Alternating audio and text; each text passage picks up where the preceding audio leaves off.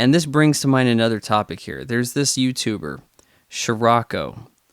I might be saying that wrong. Don't give a shit. Posts a video of his feed in Resident Evil Redemption 2, Red Dead Redemption 2, in which he approaches this annoying feminist. Just a gal outside of City Hall or where, like in a city area, with a sash on, and she's demanding women's rights, the right to vote, and I have no problem with this character. It totally makes sense. Look, I know that we live in a time now where feminists are the evil feminazis. Yeah, they don't want equal. They want to supersede men. They want men to be irrelevant. I know we live in those times. At the time depicted in this game, this is a positive character who is made up to be annoying to you. Now, it's my understanding you have a mission where you can help the feminists guard their wagon or some shit. Okay, I got that. But this game offers choices. You can do good, you can do bad. Guess what? In reality, you can do good and you can do bad. And either way, in reality, there's consequences to your actions. Sometimes consequences can be good. You get a raise. Sometimes you can get fired. And I'll tell you this. I actually reported this guy, Shirrako. I reported his video, and it was soon not just taken down, but his channel was stripped of him. And I felt that was justified.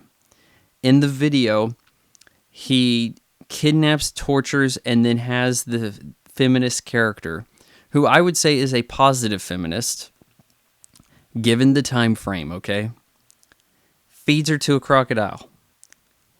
Fairly horrific.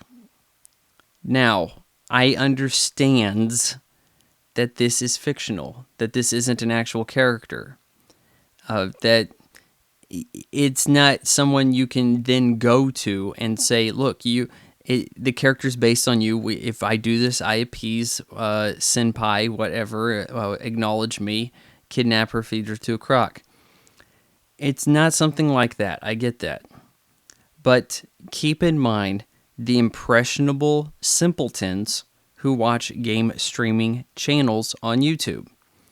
These are stupid kids who will do stupid shit to emulate what they saw some guy they, for God knows why, look up to. These no-talent, shock jock game streamers have to have some consequences.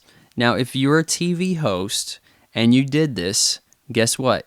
You're issuing an apology and your show's canceled. It's that simple. If that is the standard we have set, let that apply to the YouTubers as well. I don't see why, is it Jake Paul or Logan Paul? I get those assholes mixed up. I don't see why one of those guys still has this channel after what he did with an actual dead person.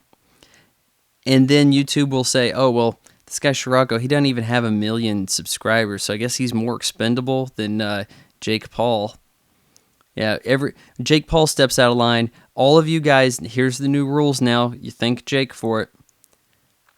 Oh, but a smaller guy steps out of line. We don't need your ass, right? That's the reality of this all. What I find alarming about it is people are acting like your YouTube channel makes you the owner of a TV channel. Oh, hey, you can do whatever you want. Well, guess what? The owner of your channel is actually Google. They're the ones who are setting the rules. They're the ones who have put in the flag policy that allows you to get reported. It's not just the Wild West for you and you're creating the law on your own. No matter what you do on your channel, you're nothing more than the show's host. And you have to think about that way. I felt like there was justification for him to be fired, just as a TV show host would have gotten the axe. To me, that's the equivalency here. Now, I'll tell you this. There's been an update. They brought his channel back, but stuff has just been flagged as age inappropriate. You know, a fair enough solution there. But I've had channels completely stripped of monetization for simply giving negative reviews to the movie that weekend had bought YouTube's front page banner space. Now, how fair is this? That's not promoting violence against any group of people, which is exactly what this guy did. He gave the go codes to his little lackeys. Hey, violence against women, especially annoying feminists. Really cool stuff. Get that on video. He gave them the go codes. Me, I said don't see this shitty movie, and I'm the one who's actually in trouble. Okay, I want to talk about something that happened, about a week back. I probably should have mentioned last episode, but I haven't been watching Saturday Night Live for years, really. As they roll out cast members younger than myself, I feel less inclined to view. And it's not this bitterness of, well, they could have got me if they're going to have this chick in there. Even though her dad used to be a cast member, that's obviously why Abby Elliott was present and all this shit. But it's like, look, from what I've seen of it, the show's gone downhill. The partisan bias here is so prevalent that you don't get jokes that anybody can appreciate on the other side of the aisle. I think that's very alarming for the show. Then, of course, you have this situation on Weekend Update, which hasn't really been that great since Norm Macdonald left. They totally changed up the format. Hey, let's have two hosts. Yeah, let's get a different kind of news in here. Yeah, everything's a dig against Republic. I'll give you this. Stefan, the city correspondent, he was a good thing for the show, for the Weekend Update segment. That's about it. That's about the only fairly recent-ish thing to have occurred there, and hell, that's about 10 years ago. When you look back on it, time's flying. Well, this guy Pete Davidson, the guy that Ariana Grande dumped, who looks like he's one of the 12 steps away from suicide. This guy, tatted up arms, bleached hair, pale as all shit, probably high as a kite, takes it upon himself to mock this veteran who's running for office. Probably should have written down the guy's name, but you know who I'm talking about. The guy actually won his election, so there was no harm done here. In fact, being harassed on national television might have actually brought his campaign more support. So this guy has an eye patch, and Pete Davidson takes upon himself to say he looks like a porn actor, and here's the part that I found more offensive, was for him to say that he lost his eye in a war or whatever, which totally throws under the bus the men and women fighting in the armed forces. You got super entitled Pete Davidson over here, who's going to be lucky if he makes it to Club 27 the way he's looking. For him to just, oh, hey, what you're doing over there is it's a war or something. Whatever. I'm like, he doesn't need to be briefed on the news. That their accomplishments are just totally inconsequential. Like, hey, what'd you do over there? You're doing something. Brush off their activity. Oh, hey, you got hurt to defend the country or whatever you call it. I mean, give me a break, dude. Like, this guy is in such a down... he's in a vortex. That's his spiral. Keep Pete Davidson on suicide watch.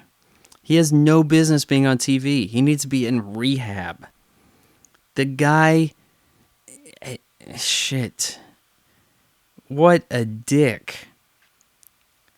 Now, the dude he goes and makes fun of, I like his response here.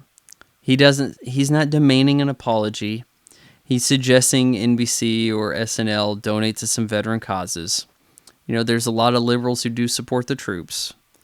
There's a lot of people both sides of the aisle who think, hey, no matter what, we got to support the troops.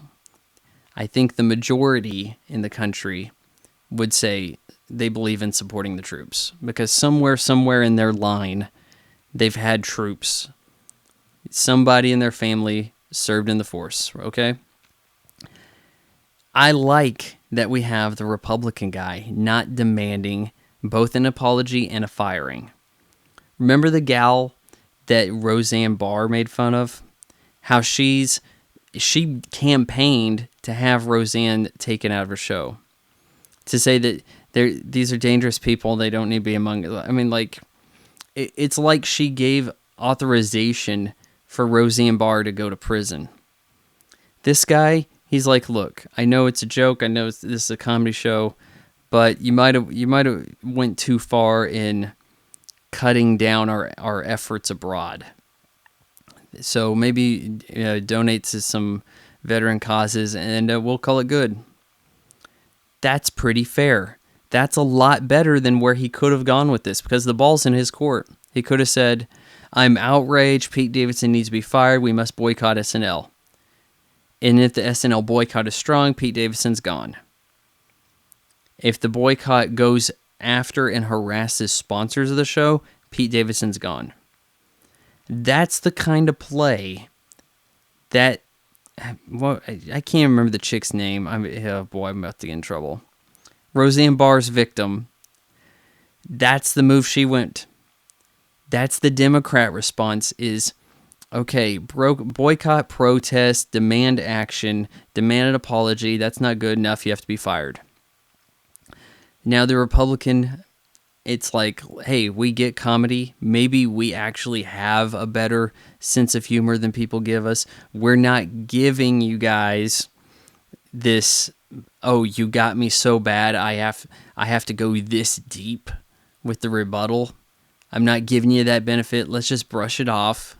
And, maybe donate to the cause here. We'll call it even. That's the way they're rolling.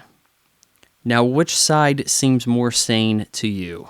Oh, but there is a silver lining to all this, because that veteran, Dan Crenshaw, appeared on Saturday Night Live last night to burn Pete Davidson. Pete Davidson's out there on Weekend Update looking horrid, and he issues an apology, and Dan Crenshaw accepts it, which is what adults do. And then Pete's like, hey, since I made fun of a picture of you, how about you make fun of a picture of me? And he's like, all right. Guy looks like a troll doll with a tapeworm. And he's like, hey, this is fun. I'm going to keep going. And then he's like, oh, yeah, I've got a phone call here from, my ringtone is Ariana Grande. Obviously, Pete Davidson's not much of an actor. He was going off script quite a bit. Breaking character, you could say. Obvious reading of the lines. But Dan Crenshaw's no actor either. And obviously, these burns he had were written up by the SNL staff. It still worked out pretty good. It worked out well enough that if the election were Tuesday, Dan Crenshaw is your next president of the United States.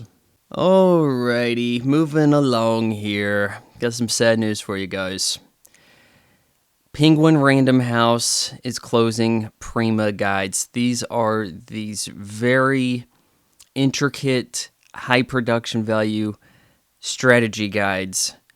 Yeah, usually it seems like available for maybe fighting games and RPGs. Maybe you might see something for a shooter just because the shooter's popular, or maybe an open world title. AAA games. Now, I last got a strategy guide in my famed Final Fantasy 13 review. I actually got the hardbound one, and very quickly dented the corner of it, and so it's a little messed up. And the cool thing about the strategy guide was it wouldn't ruin the story so much. Like, you'd play along, and it would help you, like, you learn things. In my house, if we had a Final Fantasy game, we had a strategy guide for it. 7, 8, 10, in this case 13. I didn't get one for 13.2. It wasn't entirely necessary, but at a time when you had to go to your parents' bedroom to access the computer to look something up because you were stuck somewhere at midnight in a game, it's a better alternative, especially when the guides were about $20. The problem now, these strategy guides are being priced up too high. yeah, they're putting a lot of effort into them, but when a strategy guide is about the price of the damn game, you suddenly say, why do I need this? I have the internet on my phone. If I'm stuck somewhere, I can quickly look it up, and there will be 1,000 forums with 10,000 different answers telling me to put Phoenix down on some enemy because him being death, it reverses it or something. Like, you don't get stuck in games like you used to. You could grind your way out of them now. You have access to all the information online if you feel like cheating a puzzle. And in some cases, this is what it felt like. It felt like the strategy guide is telling you how to play the game, so then why bother playing the game? You're supposed to be figuring this stuff out on yourself. It seems to be cheating to go to these outside sources looking for information. You'll come up with your own strategy. Otherwise, why bother playing? And so this was something that was going to happen, largely because of the access to all the questions on the internet for a far cheaper value. You probably already have internet access. Guess what? You can look this up without paying $60. Hell, maybe it's 40, whatever. But look at the bigger picture here, guys. If we're getting rid of strategy guides, what comes next? Physical copies of games. You know, Microsoft got a lot of flack for saying that, the initial specs for the Xbox One, it was looking like, one, the Kinect is always there. Now, it's kind of looking like Microsoft botched the Kinect by giving up on it too soon. Because as soon as the Kinect's gone, everybody has an Amazon Alexa, right? So that could have been Microsoft's in to that area, right, in your house. The problem was maybe making it be attached to the Xbox physically. Maybe there should have been an option to have wireless in your house. You could ask Cortana shit. Maybe that could have worked out. They didn't really have the foresight. They took the arrows because they were the pioneers, but they didn't get the land. They also said, hey, no physical media, everything's downloaded. What? Oh my God, I can't collect discs and sell them later? Oh my God, what am I going to do? Consider this also, disc rot is a thing. So if you're collecting CDs, you could already be having trouble. You might actually be better off collecting cartridges of games. And with this in mind, the game cartridges make for a good investment for the time being and maybe the next 10 or so years. That's a reality. You may not be able to collect games going forward. You may have kids whose game system always had stuff downloaded. And if one of these companies went under, you could be locked out of that ecosystem, never being able to download Crash Bandicoot again because you chose Sony instead of Microsoft. These are the actual reality here. We lost the strategy guide, and we're going to go with one less physical thing and be perfectly okay with it. Well, we didn't need a strategy guide. When's the last time I bought a strategy guide? I have access to the internet. Well, if the strategy guides can go down, maybe the discs, maybe the little SD cards, all those little things that they put games on and you could collect and it had a box, those could be gone too. All right, I got a special treat for you guys. I have finally, after weeks of requesting mail from the Patreon supporters, I have finally been indulged with a question. So let's go ahead and check the mail. Check the mail.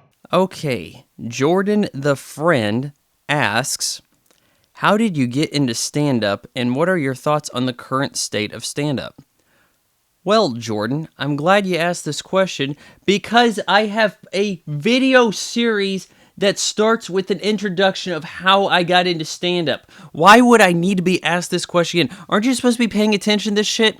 And what do I think about the current state of stand-up? Is it funny? No. Is it trying not to step on anybody's toes to offend anybody? Yes. Is it being belittled by this propagating of all of these micro stand-up comedy specials with the air quotes by Netflix, who just has a bunch of no-namers signed to 45-minute specials with air quotes so that they can get some free, or very cheap anyways, content to get put up on Netflix and for it to be buried behind other shit, because you're going to be told about something else instead, like the chilling adventures of feminism Nazis.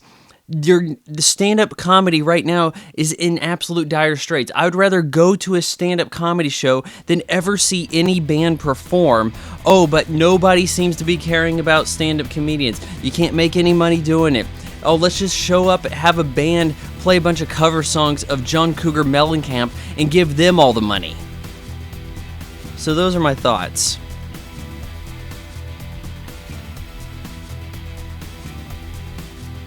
Alright, well that'll do it for the free version of the Recently Canceled podcast. If you have a question like Jordan the Friend, go ahead, hit me up on Patreon. It's only $1 a month to get you full access. Unlock the last topic of the episode, the one that YouTube doesn't want you to hear.